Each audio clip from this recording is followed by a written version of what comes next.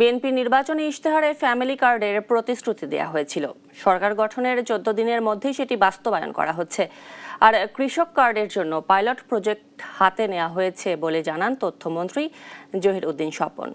বিকেলে সচিবালয়ে বিএসআরএফ সংলাপে অংশ নিয়ে একথা বলেন তিনি। এ সময় তথ্যমন্ত্রী বলেন, কৃষকদের 10,000 টাকা কৃষি ঋণ 25 ফেব্রুয়ারি পর্যন্ত মওকুফ হবে। এছাড়াও ইমাম মুয়াজ্জেমদের ডেটাবেজের আওতায় আনা হবে বলেও জানান তথ্যমন্ত্রী। আমরা ইতিমধ্যেই ফ্যামিলি কার্ড প্রতিশ্রুতি দিয়েছিলাম, আমরা সেটার কাজ শুরু করেছি এবং পাইলট প্রজেক্টের মাধ্যমে এটা বন্টন শুরু হয়ে যাবে। আমাদের নেতা তারেক রহমান, দেশনায়ক তারেক রহমান, তিনি এই সিদ্ধান্ত নিয়েছেন যে কৃষকদের 10,000 টাকা পর্যন্ত ঋণ সুদে মূলে মওকুফ করা হবে 25শে ফেব্রুয়ারি পর্যন্ত। দেশের সমস্ত ইমাম মুয়াজ্জিন এবং খাদেম সাহেবদেরকে আমরা ডাটাবেজের অধীনে আনবো।